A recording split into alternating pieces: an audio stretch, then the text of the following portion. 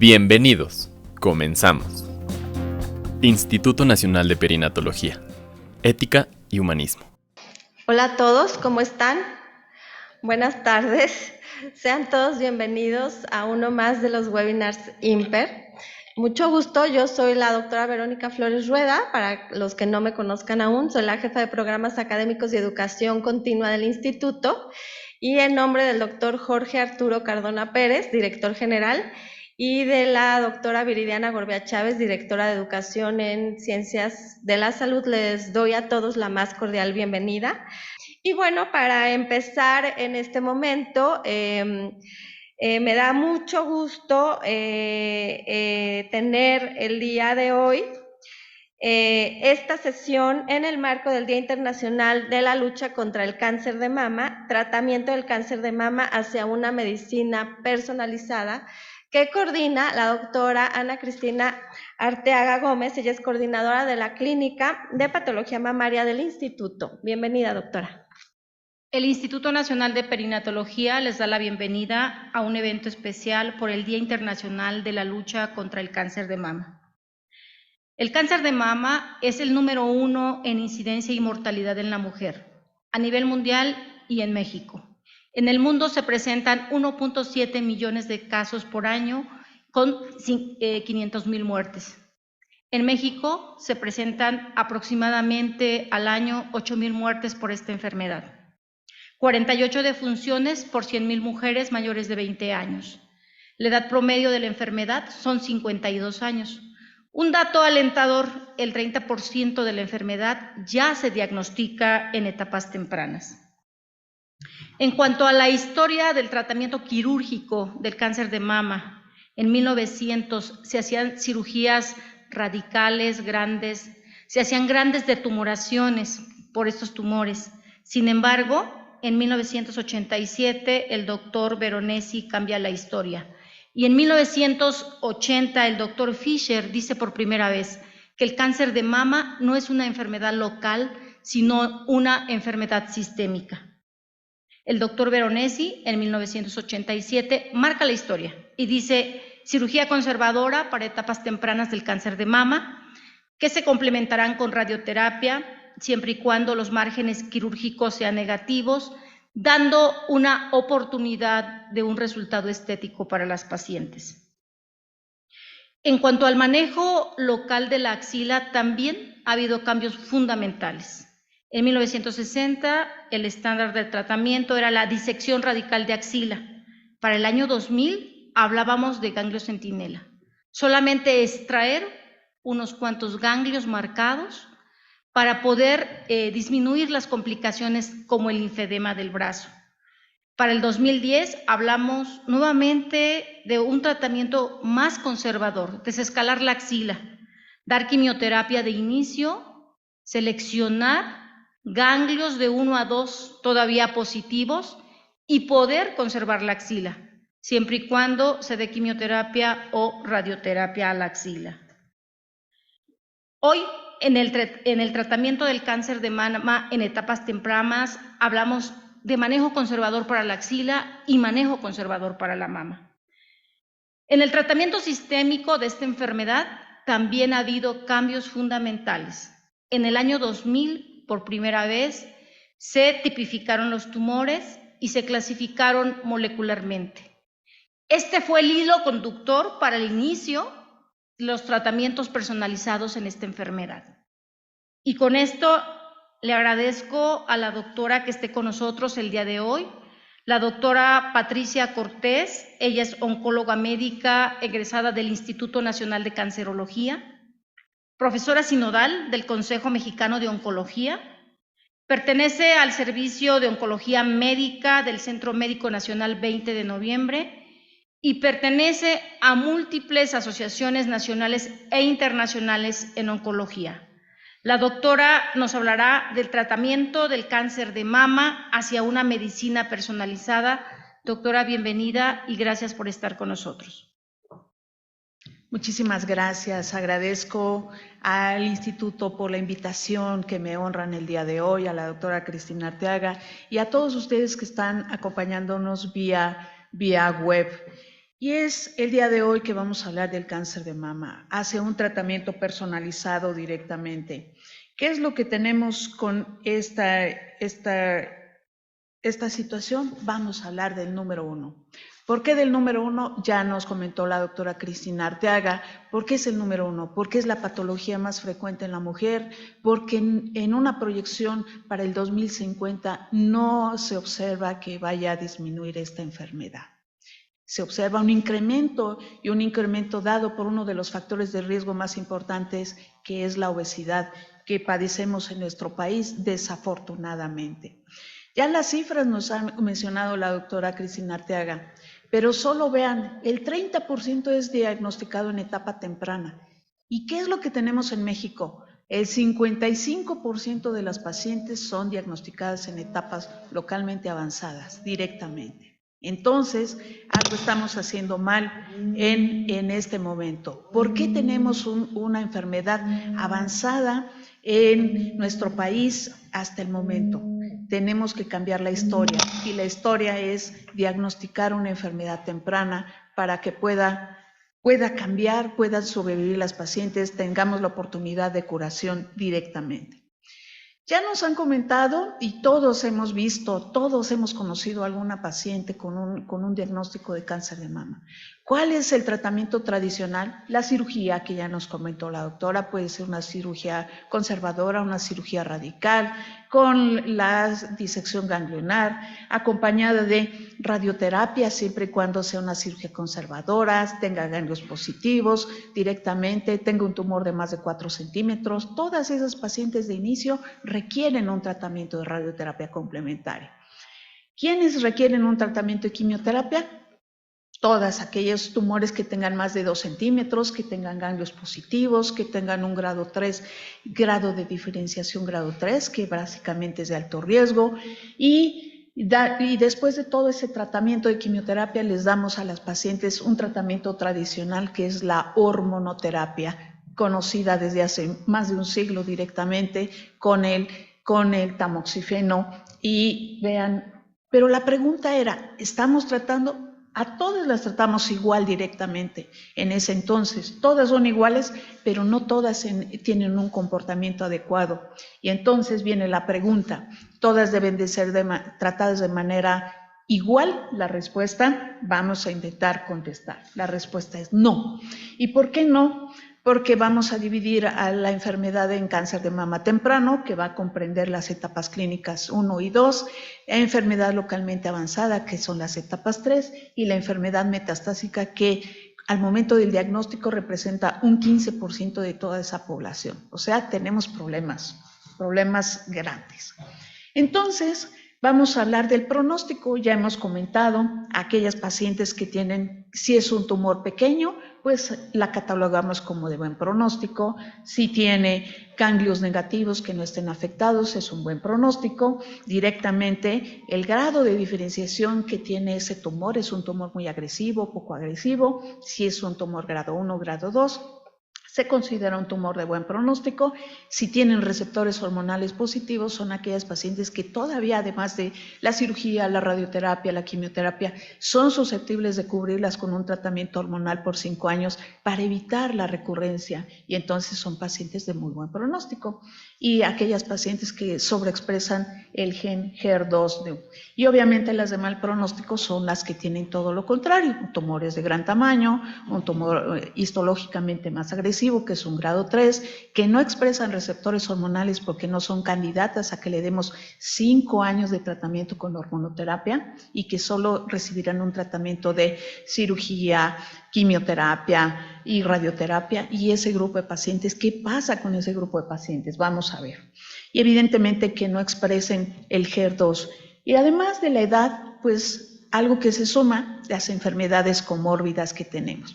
Ya sabemos que en México la incidencia del diagnóstico de cáncer de mama es en promedio 50 años o a partir de los 50 años, pero cada vez estamos viendo gente mucho más joven, pero también con enfermedades de la edad adulta, con obesidad, dislipidemia, el famoso síndrome metabólico, que realmente representa un problema para nuestras pacientes en México. Es importante ahora no saber mejor dicho, es importante hoy saber en cáncer de mama que se da un diagnóstico de cáncer de mama, pero lo más importante ahorita es saber hacer un diagnóstico, hacer una inmunohistoquímica para clasificar al paciente directamente en qué tipo de tumor tiene. Hoy es la obligación decirle a la paciente: ¿tiene usted cáncer de mama? También hay cáncer de mama en el hombre, por cierto, y se trata igual. Entonces, necesitamos hacer por obligación y por norma oficial mexicana, todos los pacientes con diagnóstico de cáncer de mama requieren de inmunohistoquímica. La inmunohistoquímica base es esta directamente: hacer determinación de receptores hormonales directamente, hacer la determinación por inmunohistoquímica del gen HER2, si está negativo podemos correr un FISH directamente para clasificar ahora sí con estos elementos a qué grupo pertenece esta paciente. La paciente debe de salir de nuestro consultorio, de nuestros hospitales con un diagnóstico: tengo un cáncer de mama tipo luminal. ¿Y qué es un tipo luminal? Aquella que presenta receptores hormonales positivos, tanto de estrógeno como de progesterona, tiene HER2 negativo y tiene el índice de proliferación, que es el Ki-67, menos del 20%. Esa es una paciente luminal A. Y entonces debemos de decir: la paciente, usted tiene cáncer de mama, ductal infiltrante o lobulillar infiltrante, es un tipo luminal. Y ahorita vamos a decir por qué es importante. Segundo, ¿cuál es el luminal B? Aquella que puede tener receptores positivos o negativos, puede tener uno positivo el de estrógeno, negativo el de progesterona o al revés, pero aquí ya se agrega que tiene un Ki-67, que es el índice de proliferación directamente, es el grado de crecimiento del tumor, más del 20%. Ya lo va colocando como agresivo. Tiene HER2, algunos sí, algunos no, y como pueden observar también hay un HER2 ahí, un luminal B ahí light, porque tiene algunas variantes. Este grupo de pacientes también influye en el tratamiento. Todo esto es para ir enfocando cuál es el tratamiento complementario que requiere después de una cirugía o después de cirugía y radioterapia. Y el tipo HER2 positivo, porque ese grupo de pacientes va a requerir, es el que tiene el HER2 positivo y receptores hormonales negativos. Ahí ya es irrelevante el famoso Ki, y aquel que el de peor pronóstico directamente, el más agresivo, que es el denominado triple negativo, que tiene ausencia de receptores hormonales y tiene HER2 negativo. Entonces, hoy por hoy es lo que debemos y estamos obligados a decirle a la paciente con nombre y apellido cuando sale de nuestros consultorios, de nuestros hospitales directamente, porque eso influye mucho. Incluso para la herencia, si una paciente tiene un triple negativo, sus hijos, su descendencia tiene mayor riesgo de tener un cáncer hereditario de cáncer de mama y cáncer de ovario. Por eso es la información importante y, como dicen siempre, la información da poder. Dividiendo a esta situación, pues ahora sí ya tenemos como una guía, un algoritmo de qué es lo que vamos a hacer con nuestras pacientes. Tenemos las famosas luminales A, que ya dijimos que son las que tienen receptores hormonales positivos. Esas pacientes va a depender del tamaño del tumor, si le damos o no le damos quimioterapia, va a recibir radioterapia si tiene ganglios positivos o el tamaño tumoral, pero algo muy importante en este grupo de pacientes son pacientes que van a recibir tratamiento de hormonoterapia por 5 años después de su tratamiento de quimioterapia, cirugía y radioterapia. Son pacientes, es el grupo más importante que tenemos en México, representa el 60% de los casos en nuestro país y son las pacientes que van a recurrir tardíamente. ¿Y dónde lo van a hacer? Ya aquí se van estableciendo las características de los diferentes tumores. Recurren a nivel óseo, es como una de las características. Los luminales B, que van a requerir, prácticamente no responden a tratamiento de quimioterapia, de hormonoterapia, y entonces requieren este tratamiento quimioterapia. El tercer grupo, las pacientes que son las HER2 positivo, son aquellas pacientes que requieren, además de su tratamiento complementario, una terapia dirigida, porque está expresado el HER2 neo en la célula tumoral, y ahorita vamos a ver los resultados. Y en enfermedad temprana estamos obligados a este grupo de pacientes a darles un tratamiento con una terapia dirigida, hablando específicamente de trastuzumab. Ahora ya tenemos más, pero por un año esas pacientes debemos de garantizar ese tratamiento. ¿Por qué garantizamos ese tratamiento? Para evitar la recurrencia directamente. Y este grupo de pacientes representan el 20 al 30%.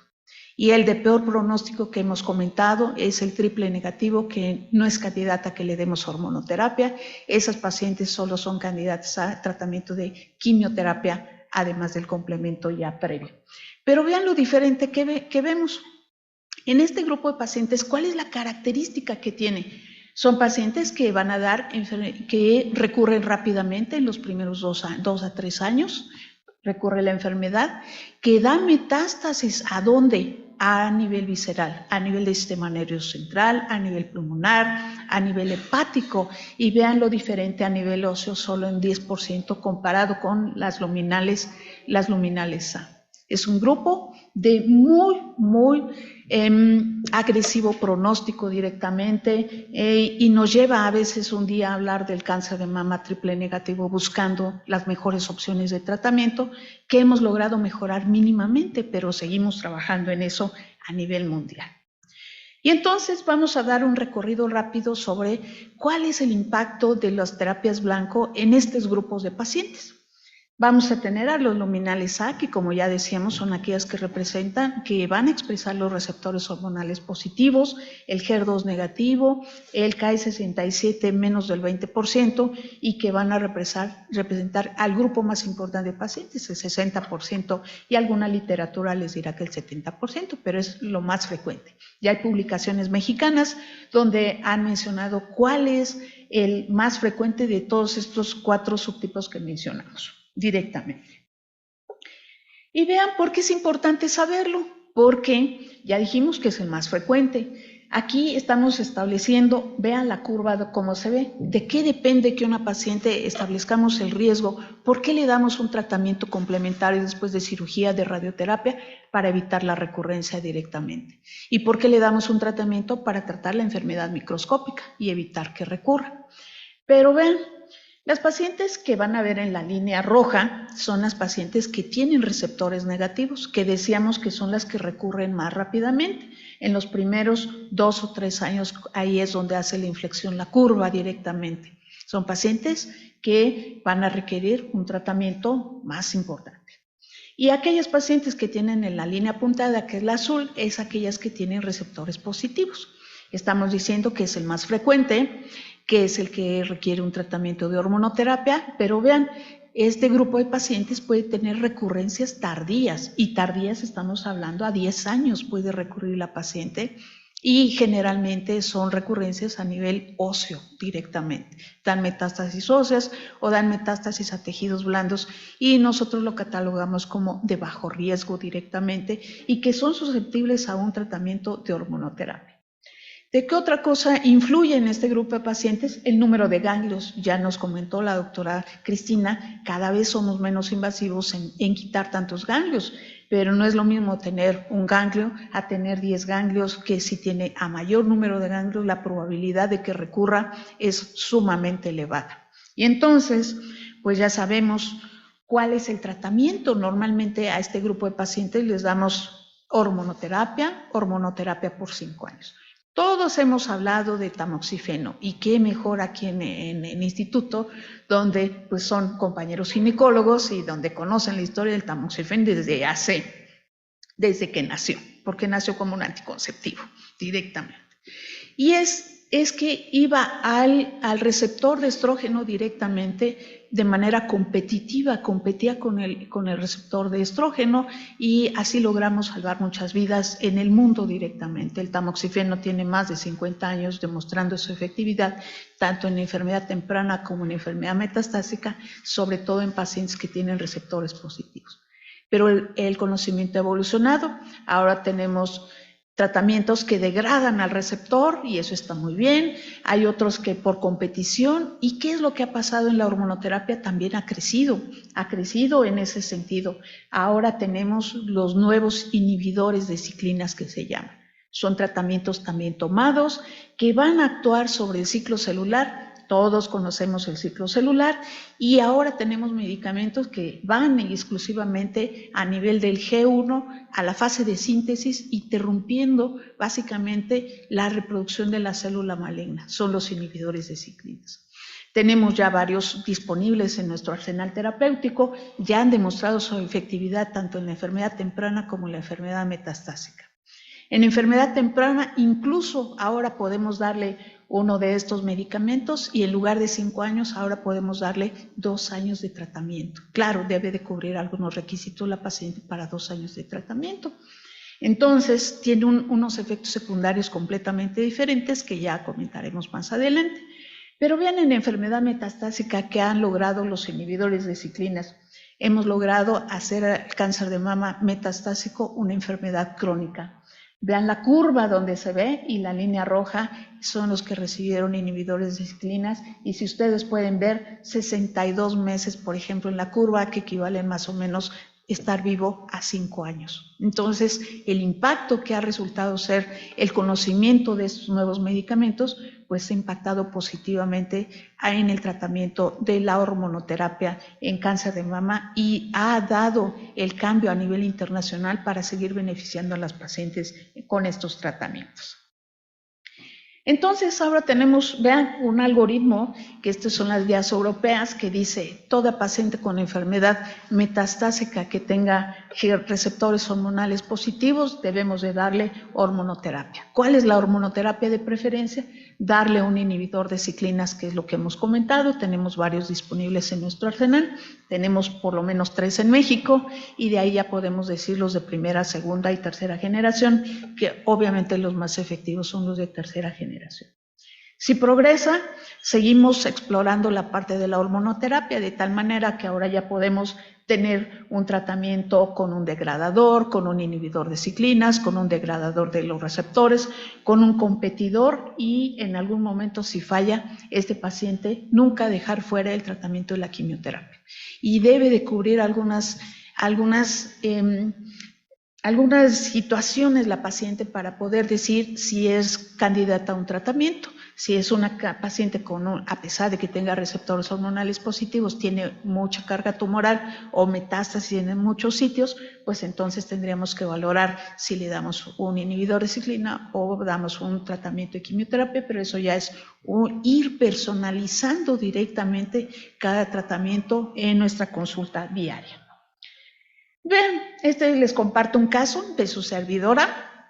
Esta es una paciente con lo que hemos comentado, es un luminal A con una recurrencia tardía, y estamos hablando tardía, más de 10 años. Recurre la paciente, vean, aquí tenemos el gamagrama óseo, donde se observan los puntos más destacados negros, que son los sitios de enfermedad metastásica a nivel de la columna, a nivel de las costillas.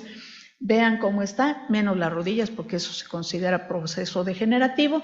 Le hacemos un estudio de PET, como pueden observar, la paciente tuvo una reconstrucción mamaria y ahora tenemos actividad en la mama. Hay un aumento del metabolismo, que lo pueden ver en azul, a nivel de la mama del lado izquierdo y actividad ósea de manera importante. Le dimos toda paciente que tenga una recurrencia, siempre estamos obligados a hacer una nueva biopsia y a correr la inmunohistoquímica nuevamente, porque el 30% de pacientes puede variar de ser receptores positivos a negativos y por eso siempre que podamos hacemos una biopsia. Le dimos un tratamiento, la paciente venía en silla de ruedas, vean. Ahora tenemos, después de un tratamiento, ahorita sigue con tratamiento con un inhibidor de ciclinas, actualmente tiene un estado funcional 1, camina, hace su vida adecuada, se levantó de la silla de ruedas. Vean, esta es la primera imagen que tiene, es donde tenía la actividad. Ahora, 6 meses después prácticamente, vean cómo hay una respuesta, hay una disminución importante del metabolismo a nivel de la mama, hay disminución de la enfermedad metastásica a nivel óseo, la paciente está con un estado funcional 1 y la idea es continuar con este tipo de tratamiento hasta nosotros en la enfermedad metastásica, hasta toxicidad o progresión. Muy bien, entonces es lo que ha aportado los inhibidores de ciclinas actualmente. Cambiamos el tema, ahora vamos con los HER2 positivos. que representa el 20 a 30% de la población. El HER2, el tenerlo, como ya iniciamos, es muy importante porque es un factor pronóstico en esa paciente, cómo le va a ir a esa paciente. Es un factor predictivo porque es susceptible de un tratamiento que va a responder al tratamiento directamente. Y por eso es un factor pronóstico y predictivo. Y como ya comentamos previamente, es obligatorio, está en la norma oficial mexicana de manejo del cáncer de mama, hacer la determinación de esto. Siempre se consideró que eran de mal pronóstico. A lo largo del tiempo, pues ya soy una veterana, pues debo decir que mi punto de vista ha cambiado un poco. De ser los de peor pronóstico, creo que son el grupo que tiene un mejor pronóstico porque sabemos cuál es la diana terapéutica o los tratamientos drivers dirigidos en ese sentido. ¿Qué tenemos? Pues ya sabemos la historia de las pacientes. Prácticamente todas las pacientes van a ser sometidas a un procedimiento de cirugía, más o menos radioterapia, dependiendo del tipo de cirugía, del tamaño del tumor, del número de ganglios, recibirán radioterapia y recibirán una terapia anti-HER2. ¿Qué pasa con el anti-HER2? Bueno, esto se detecta a nivel de la célula maligna. Estamos ahí, pueden observar como unas antenitas directamente, que es la expresión del HER2, y ahí va a venir la terapia anti-HER2. Se va a pegar esos receptores hormonales y por lo tanto va a llevar a la muerte celular a la célula maligna. Ahora ya tenemos diferentes terapias anti-HER2. Antes solo teníamos una que se pegaba a un sitio de la parte del receptor. Ahora tenemos los que se pegan más abajo o se pegan en otro sitio. Ahora ya se ha incrementado este arsenal terapéutico. ¿Cómo vino a cambiar la historia este tratamiento? Mucho vino a cambiar la historia. En el 2005, ustedes pueden observar la lámina de allá, se han hecho diferentes publicaciones. Este fue un estudio que vino a cambiar la historia de las pacientes y que casi todos lloramos cuando se presentaron los resultados. Dar un tratamiento, después de su tratamiento convencional, dar un tratamiento anti-HER2 a las pacientes, ¿qué logró? Que no recurrieran. Un estudio de más de 5,000 pacientes que ustedes pueden ver, que tiene una actualización a 11 años de seguimiento, la última publicación en 2017, que logra evitar que las pacientes recurran. Eso es lo que logra, mantenerlas vivas en la enfermedad temprana. Hoy es obligación, toda paciente que tenga enfermedad temprana, que tenga HER2 positivo, debe de requerir este tratamiento anti-HER2. ¿Cuánto tiempo? Vino la toxicidad financiera. 1 año. Este es un estudio donde compara 1 año versus 2 años, porque en ese entonces no sabíamos cuál era el tiempo ideal, y después de esta publicación de este estudio, el tratamiento es por 1 año. 1 año que le estamos poniendo vía intravenosa el trastuzumab. Y evita las recurrencias porque se comparó con las pacientes que no se les dio una terapia anti-HER2. Y evidentemente, todo tiene un costo. ¿Y cuál es el costo de un tratamiento o el riesgo de dar un tratamiento de esta naturaleza? La cardiotoxicidad. La cardiotoxicidad que va a representar en el 7.3% de los casos en este grupo de más de 5,000 pacientes, que debemos de decir es una toxicidad reversible.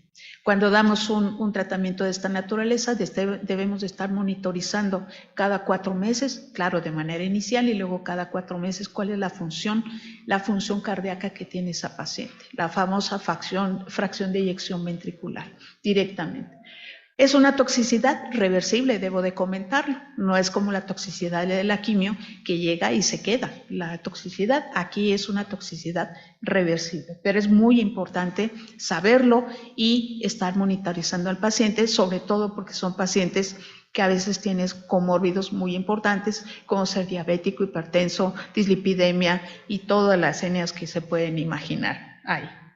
Entonces, es un tratamiento hoy por hoy. Comparto este otro caso. Vean, esta es la inmunistoquímica que siempre vamos a pedir. Receptores de estrógeno negativos, receptor de progestágeno negativo y el HER2 3 cruces. Era muy importante que la leyenda dijera 3 cruces para ser susceptibles en este tratamiento. Vean esta imagen. Una paciente donde aparentemente tiene una enfermedad localizada que ya no es tan localizada. tiene retracción de la mama de manera importante. Si ustedes pueden observar el enrojecimiento de la piel, directamente esto lo hace una etapa clínica 3B, ya no es tan localizada, ya es una enfermedad localmente avanzada porque infiltra la piel. Aquí no se veía en la fotografía lateral, pero aquí se ve muy bien cómo infiltra la piel directamente. Hacemos un estudio de PET y nos dice, porque hay que saber si está más avanzado de lo que se ve, pulmón, no hay enfermedad pulmonar, no hay enfermedad hepática, no hay enfermedad ósea y aparentemente está localizado. Y entonces, esta paciente requiere de un tratamiento con una terapia anti-HER2 directamente. El problema de este caso no es que sepamos que tiene HER2, sino el problema de este caso es que nuestra paciente tiene 95 años. Y entonces ahí seguimos con la personalización de cada tratamiento. ¿Es candidata a un anti-HER2? Sí. ¿Lo va a recibir? No lo sabemos. Ahora requerimos de la función cardíaca para saber si requiere o no requiere. Pero bueno, les quiero compartir, vean cómo también en enfermedad avanzada hemos logrado mucho. Toda paciente que tenga un HER2 positivo con enfermedad metastásica requiere una terapia. Ahora, como les decía, ahora tenemos hasta doble bloqueo anti-HER2 directamente. Ya podemos hacerlo incluso en algunos casos, hasta omitiendo la quimioterapia, pero son casos que debemos de analizar. Entonces, vean cómo también en la enfermedad metastásica ahora tenemos muchos anti-HER2 disponibles. Sí, disponibles, por supuesto. ¿Para todos? No para todos. Hay que seguir con ese tema de la personalización. Ahora vamos al más terrible, el triple negativo. El triple negativo, que es el que no expresa receptores hormonales, que tiene el HER2 negativo, o sea, no puede recibir tratamiento de hormonoterapia, no puede recibir un anti-HER2 y estos van a representar el 15%. Como habíamos comentado, son una enfermedad agresiva que da metástasis a sitios viscerales, cerebro, pulmón, hígado y hueso en un bajo porcentaje. ¿Cuáles son las opciones de tratamiento? En enfermedad temprana, pues vean, quimioterapia, actualmente hasta inmunoterapia, anticuerpos conjugados, y a este grupo de pacientes específicamente requiere, además de los receptores hormonales de progesterona, que son los básicos del HER2, ahora requiere actualmente que hagamos otros 2 biomarcadores. ¿Cuáles son los otros 2 biomarcadores que estamos obligados a hacer? Directamente determinación de la mutación de BRCA1 y BRCA2 directamente, y la determinación también en tumor de el PDL1 para ver si es susceptible a un tratamiento de inmunoterapia o a una terapia con un inhibidor de PARP para corregir aquella alteración que tiene a nivel genético de la mutación. Y este es el arsenal. Hoy por hoy, toda paciente que diga triple negativo debemos de correr estos dos biomarcadores extras para saber a dónde la voy a encasillar en el tratamiento. Y en enfermedad temprana, hoy por hoy, además de la quimioterapia, está recomendado en las guías darle tratamiento si tiene PDL1 positivo, darle un tratamiento con inmunoterapia. ¿Cuál es la inmunoterapia que está aprobada? El pembrolizumab. ¿Qué es lo que hace la inmunoterapia? Se aplica, estimula el sistema inmunológico directamente, despierta nuestras células, voy a decirlo muy general, con todo respeto, para podernos llevar de la mano en este sentido, y la misma inmunidad puede atacar esas células tumorales directamente. Hoy está recomendado en la enfermedad temprana directamente. Es vía intravenosa, se aplica cada 3 semanas y esto nos va a llevar, y aquí ya viene la parte de toxicidad, pero la toxicidad financiera la dejamos en otro momento. Esa es otra. Y las pacientes que tengan, si tiene PDL1 negativo, ya corrimos BRCA, y si tiene BRCA positivo o está mutado, es candidata también en enfermedad temprana a que agreguemos un inhibidor de PARP. ¿Para qué? Para corregir esa deficiencia que tiene a nivel del ADN, y se han logrado resultados más importantes en cáncer de ovario, porque va de la mano esta mutación con el cáncer de ovario, pero también en cáncer de mama directamente. tenemos también disponibles en México y se le deben de dar a los pacientes esta oportunidad de tratamiento. Y en aquellas pacientes que no tengan ni uno, ni otro, pues seguimos la tradicional quimioterapia, que tenemos varios esquemas de quimioterapia. Vean qué es lo que ha pasado, qué logramos con esos tratamientos, que las pacientes vivan más. Las curvas de arriba son lo que representan, que vivan más, que disminuya la enfermedad, y en enfermedad metastásica, por supuesto que también hay que darles ese tratamiento, indudable. Si lo tenemos, si disponemos, eso está muy bien. Y todos estábamos muy contentos porque decíamos el HER2 positivo 3 cruces va con una terapia anti-HER2. Pero vean cómo esto es tan cambiante dinámicamente. En San Antonio es un congreso exclusivamente de cáncer de mama que se lleva cada año, que es muy importante para la comunidad oncológica y no oncológica, pues ahora se establece qué pasaba con esos pacientes que no tenían el HER2 positivo 3 cruces, que representa el 60% de las pacientes que no lo expresan, y el otro que dice que tiene 2 cruces, que tiene una cruz o que tiene apenas se pinta, 0, que es ahora el HER2 low o HER2 very low. Ahora, si no hablamos así, no estamos en IN, como dicen los chicos de ahora. ¿Qué pasó con esto? Pues se descubrió que tenemos un tratamiento ahora con un anticuerpo conjugado que va a combinar el trastuzumab, que ya sabemos va al HER2, pero ahora combinado con una parte de quimioterapia, que son los anticuerpos conjugados, y que logró directamente en este grupo de pacientes pues todavía mejores resultados, que dio la respuesta que debemos de darle tratamiento a este grupo de pacientes que habíamos dejado fuera.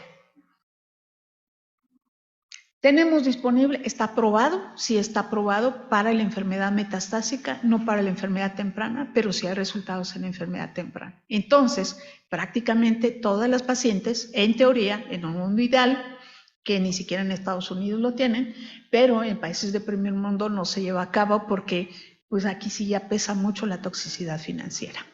¿Lo vamos a dar o no? No lo sabemos, pero sí de que demuestra resultados, indudable. Ahí están los resultados positivos.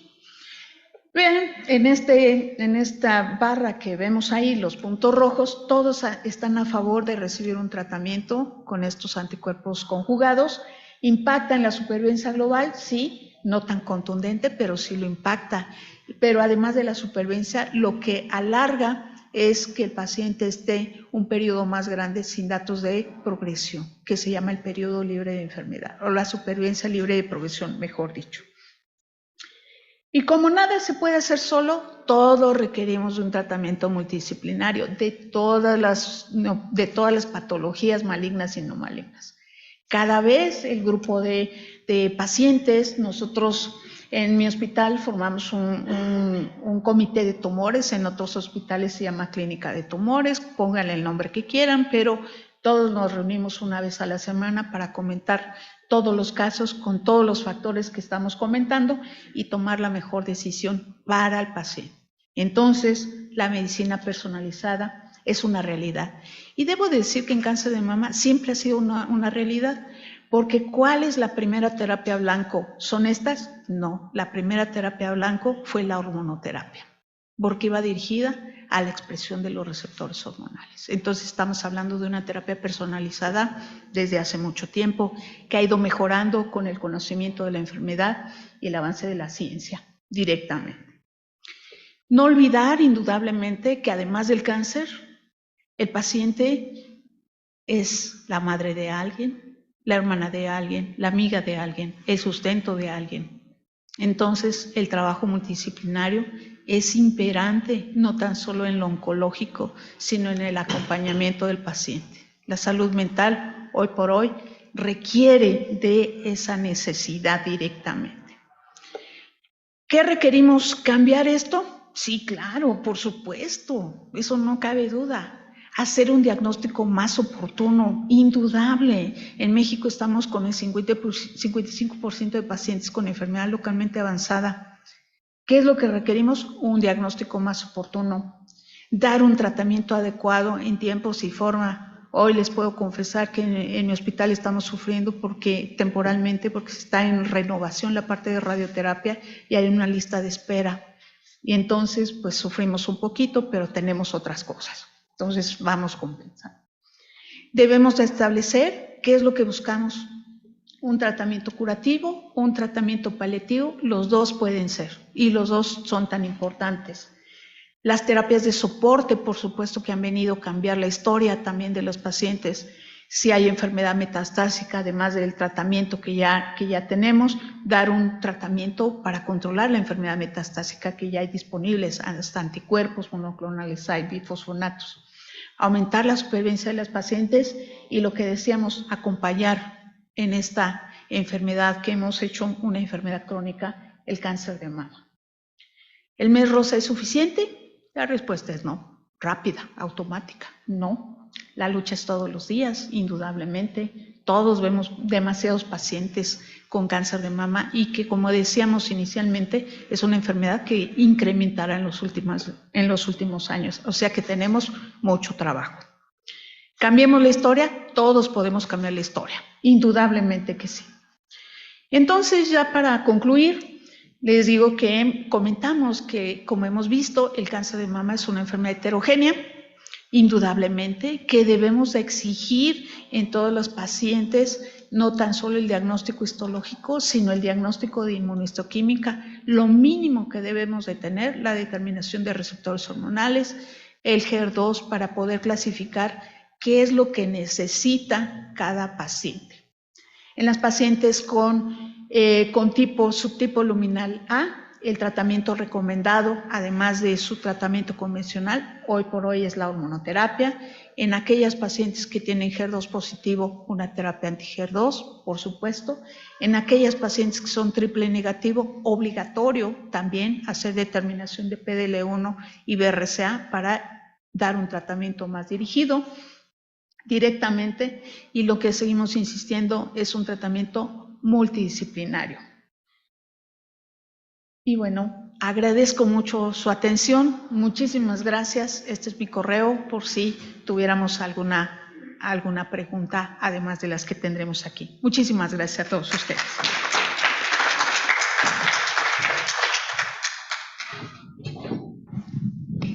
Doctora Cortés, antes que nada, muchas gracias por estar en el instituto. Excelente plática, como siempre. Pero yo quiero iniciar esta sesión de preguntas diciendo que desde el 2000, cuando se ocupa la inmunohistoquímica, es cuando realmente empieza la medicina personalizada, o el cáncer de mama es un cáncer tan grave que amerita unas consideraciones especiales, o sea, ¿desde cuándo es personalizada de acuerdo a su gravedad? Gracias y gracias por la invitación. Es personalizada desde siempre, desde siempre. El cáncer de mama es una enfermedad grave, depende de en qué momento. Yo creo que para la paciente, en el diagnóstico que le damos, para ella es muy grave lo que tiene. Decir que tiene cáncer, pues realmente es una noticia muy impactante. Pero la situación, como decíamos, hay que dividirla entre si es una enfermedad temprana, pues va a tener un muy buen pronóstico, si requiere el tratamiento adecuado, y si es una enfermedad metastásica, hemos vuelto a la enfermedad, una enfermedad crónica, indudablemente, con todo el arsenal terapéutico. ¿Cuándo creció la medicina personalizada? A partir del año 2000 directamente salió el trastuzumab y vino a cambiar la historia de estas pacientes que son HER2 positivos, y de ahí hacia adelante directamente. Usted lo mencionó al final, dijo que un mes rosa, un mes de conciencia para prevenir la enfermedad. Estoy de acuerdo con usted, eso no basta, la prevención es diaria. Y quisiera que mandara un mensaje que no es lo mismo las etapas tempranas que las etapas avanzadas, que la prevención es lo más importante en una enfermedad tan grave, porque vimos la historia de los tratamientos que ofrece de manera sistémica. Ya no podemos hablar solamente de quimioterapia, hablamos de terapia sistémica después de que la paciente es operada y que le hemos logrado incrementar la sobrevida global, disminuir su recurrencia, pero el inicio siempre será el mismo, el diagnóstico temprano. ¿Su experiencia a qué nos lleva, doctora? Totalmente, a seguir sugiriendo. ¿Qué sugerimos en toda la población en general? Cuando no queremos tocar nada, siempre decimos autoexplórate, pero la pregunta es, ¿me sé explorar? No me sé explorar. Entonces tengo que ir con alguien para que me ayude por lo menos a cómo explorar la glándula mamaria. Por ejemplo, tenemos cambios fisiológicos cuando menstruamos y cuando dejamos de menstruar, no se palpa la glándula mamaria igual. ¿Qué debemos de enseñar? Una, que a partir de que somos adolescentes, todas las mujeres debemos de aprender esa parte, a conocer nuestro cuerpo, a saber tocarlo, y esto ya irá un poco acompañado de los pediatras, por ejemplo. Tenemos que ir involucrando más gente para saber enseñar. Segundo, hay que hacer su mastografía. Sabemos que la norma oficial mexicana dice a partir de los 40 años, pero yo realmente ahí tengo alguna situación compleja. Para la población general, a partir de los 40 años, tenga o no tenga nada, toque o no toque nada. La idea es no tocar. Las microcalcificaciones, que son las etapas muy tempranas del cáncer de mama, no se tocan. Se toca un tumor a partir de 1 centímetro, y para que ese tumor alcanzara 1 centímetro le llevó como unos 3 años. Entonces, pues hay que hacer una mastografía, tenga o no tenga. Si tenemos antecedentes de cáncer en la familia, cáncer de mama, cáncer de ovario, hereditario, esas pacientes deben ir a vigilancia especial. ¿Y cuál es la vigilancia especial? Si ya tienen determinación de la mutación, hacer una resonancia magnética, no solo una mastografía no en ultrasonido, sino una resonancia. Si son muy jóvenes, pues hacer porque llegan las pacientes que son muy jóvenes y dicen, no me quieren hacer una mastografía. Bueno, hazte un ultrasonido, pero que sea en un centro especializado, con equipos. Ya sabemos que los equipos van evolucionando, por favor, para recomendación en esa parte. La prevención va a ser todo, inclusive conservar su mama. De acuerdo, doctora. En México, las etapas localmente avanzadas son las más frecuentes, y usted habló de las diferentes opciones terapéuticas dependiendo tu tipo tumoral. Y hablemos de costos. ¿Son tratamientos caros? ¿Son tratamientos accesibles? Desafortunadamente son tratamientos costosos, y cada vez más costosos directamente. Estamos hablando de tratamientos que superan al mes más o menos, llegan a como 100,000 pesos más o menos cada tratamiento. Entonces es sumamente costoso dar un tratamiento. Claro que trabajo en una institución donde afortunadamente el paciente lo tenemos en cuadro básico, algunos medicamentos, pero en la medicina privada pues es limitado un poco, y en algunos otros hospitales que no tienen en este recurso pues es muy, muy limitado, te puedo decir, pero sí es sumamente costoso. Por eso hay que virar a la prevención y al diagnóstico más oportuno. Siempre será más barato prevenir y tratar una enfermedad temprana que una enfermedad metastásica. Indudablemente, doctora. En este mes, en este instituto, vi una etapa metastásica, donde nada más hice una biopsia para referirla a su hospital que pertenecía, y a los 15 días hicimos el diagnóstico de una etapa incipiente, un tumor de 8 milímetros que era imperceptible tal vez a la vista, que se tuvo que revisar 3-4 veces para dar un tratamiento totalmente conservador de la axila, una etapa muy temprana, muy incipiente.